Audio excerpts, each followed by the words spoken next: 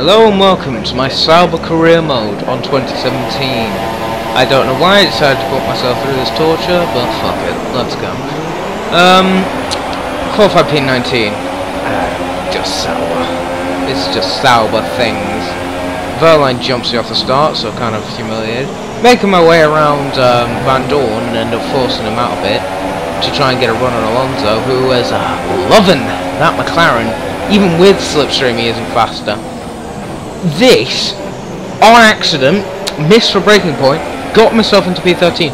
Perez just decided, nah, fuck you, and just strolled off. And it's just bloody ridiculous. This Sauber feels like shit. Lap 2, missed for braking zone, somehow make the move on Perez. Hit Magnussen to help me around the corner. Don't ask me how.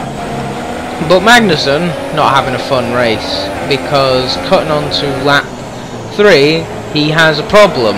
As you can see, he's fallen off the back of the Toro Rosso that he was all over, and his engine problem just escalates and he ends up retiring from it. Yeah, Team Gold 19th position. Love their confidence. I'm apparently meant to go nowhere in the race.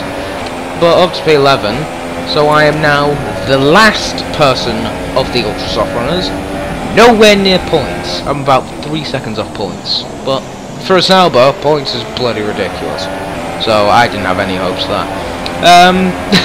Saying that, I'm now in P6. As you can see, Bottas comes out the pit and Perez tries a move, and all of a sudden I'm in P4. What the fuck? As you can see, Perez on Supers just basically makes a Sauber like look like a joke, which it fucking is, really. To my driving was not that good as well. I'm actually running full traction, which is not fast at all. Don't go full traction. Tyre wear's already on 42%, and I'm defending off Perez. Meanwhile, Bottas, mechanical grip much. What the fuck? As you can see, he screws up, so I'm like, oh, yes, might have a run. Yeah, about that. We're both going the same speed. He was in gear 2 when I was in gear 4. And he just pisses off. This is 2 corners. And what was a 2/10 gap is now 1.2 seconds. I get DRS though, which is kind of lucky, which probably saved me from Perez, in all honesty.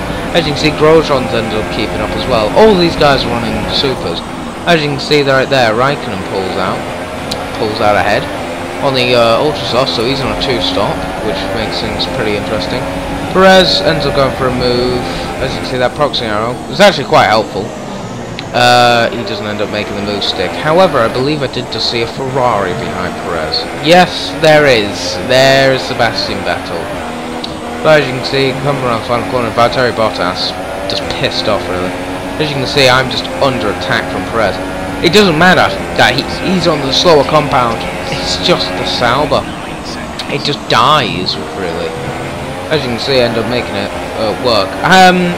Just to remind you, I am, well, when I say remind, just to tell you, I am on 110 AI difficulty. So, yeah, like, this was just plain hell. Never got a single run out of this corner.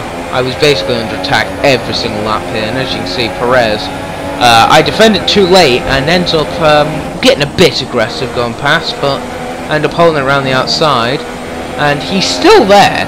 So credit to Codemaster for making the AI really like aggressive. As you can see, Perez is just all over my rear bumper. Bumper again. I made that mistake. Diffuser. I decide to look back at it. As you can see in the camera angle, I don't know how I managed to hold that. I forced him off a bit. As you can see, it's just a bit of disorder behind, because me and Perez pull out to the inside, and meanwhile Vettel's also making a move, so it looked like we were three wide, really. Vettel's on ultra softs, so yeah.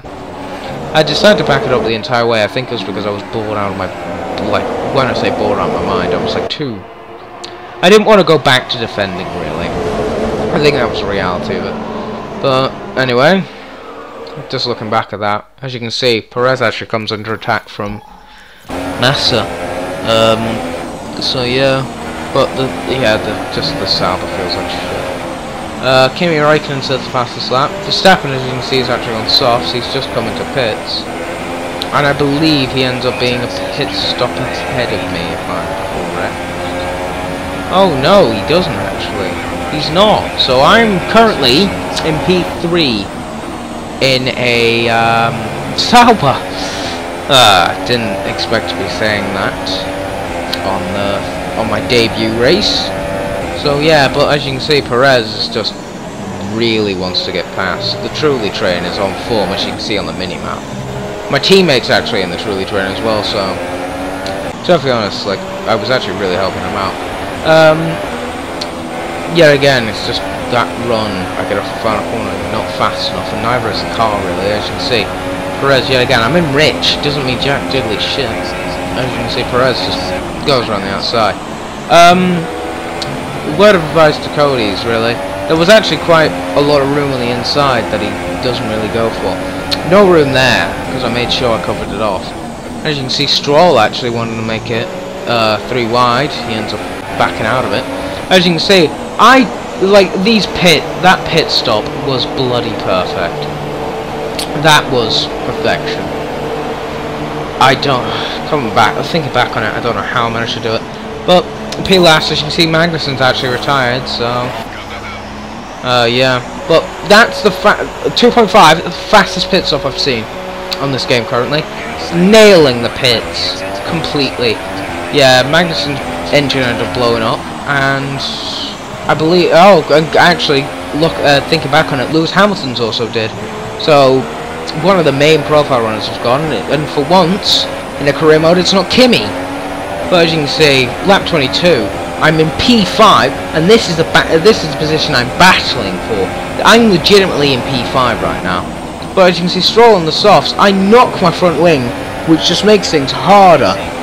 But as you can see, that isn't Verstappen, that's Ricciardo. Is also behind Lance Stroll. He's had a shocker of a race, and as you can see, he's ended up behind us, so he's not enjoying life. Lap 23, this is when things really started to get interesting. As you can see, I hit the gravel. I get really close to that FX actually, so yeah, not really that harmful, but the front wing is, because as you can see, Lance Stroll just with that superior straight line speed. Even Ricciardo making it 3 wide, and I somehow come out still in 5th. I end up going off. As you can see, Ricciardo and that Renault engine just ends up closing, but that, yet again, like I said, that Renault engine is just not fast enough. And for once, I'm not breezed around the outside by one of the top teams. But cutting on to the end of lap 24, this was really the main overtaking place for all of them. As you can see, the car handling is just abysmal. As you can see, Daniel Ricciardo making use of the strength of that Red Bull, which is the cornering. Meanwhile, I just have jack diddly shit. He goes out wide. That's one of the first mistakes I've seen for the AI. And as you can see, I ended up forcing him off. So a bit of aggressive defending, but it ends up keeping me in P5 really. Verstappen is just gone. All the front runners are gone. As you can see, you actually saw a flash of blue flags there because Kimi is currently in this train, and Kimi's the leader. So that just shows how slow I'm going currently. This front wing damage. Lance Stroll yet again with that ridiculous straight line speed. I learnt about his ridiculous straight line speed in China. It's fucking ridiculous. But as you can see, you can actually see Kimi in the middle of the train. You see more blue flags, and Lance Stroll doesn't care about those because he's made a move. I go very aggressive to the curbing, and as you can see, lap 26. At this point, I was doing a bit of arrow thinking, and I knew that with one more, like, if I ended up getting rid of 1 lap in this race, I could definitely hold on to this P5. Currently, however, I was not thinking that. Lance Stroll locks up, ends up running out wide, and Ricciardo makes a move done. So right now, both Australians are with each other. As you see, Räikkönen, with my thinking actually working, going on to lap 28 and him on lap 29, I decided not to fully move out the way, just let him overtake on the straight normally. But as you can see, I'm confused right now, because I see more blue flags. I'm like, what the hell are these for? I decided to look behind, and that's Bottas. So that just shows how close the race is. A lap ahead of P5. So yeah, but as you can see, that gap I have to Ricciardo, this just shows how bad the Sauber is. He's already on the back of me. It hasn't even been a lap. As you can see, Bottas and Raikkonen just steam off. As you can see, I'm defending for my life with P5, because this is my legitimate position. I've got no penalties or anything. And as you can see, coming up to the line, Daniel Ricciardo getting a run, but it isn't fast enough. And I come across to take a debut 5th place. First points for Sauber, and I'm over the moon. As you can see, Ricciardo, after the line, unfortunately for him, makes the move done. So that just shows one more lap, and I probably wouldn't have had 5th, in all honesty, because my tyres were dying. But onto unloading screen, and as you can see, Mercedes are happy about their one car finishing. Bottas ends up taking up first, and there he is, the race winner. I've forgotten who they switched to after this, but as you can see, the Toro Rosso, both Ferraris on the podium. That will probably become a recurring thing. You can see though, Valtteri Bottas actually picking up his win in Australia, not Russia. So already things are looking okay for the Flying Finn. Well, the 2 Flying Finns actually, because it's a 1-2 for them. Yet again, going back to Russia, not like what happened there when Valtteri Bottas was still in the Williams. But as you can see, P5, lap behind, that doesn't mean anything. I'm over the moon with P5, P6 is Daniel Ricciardo, which means I'm ahead of all those people behind me. Absolutely over the moon with P5. Absolutely love it. I'm still in shock, but anyway, I'll see you the next time in China, really. Peace.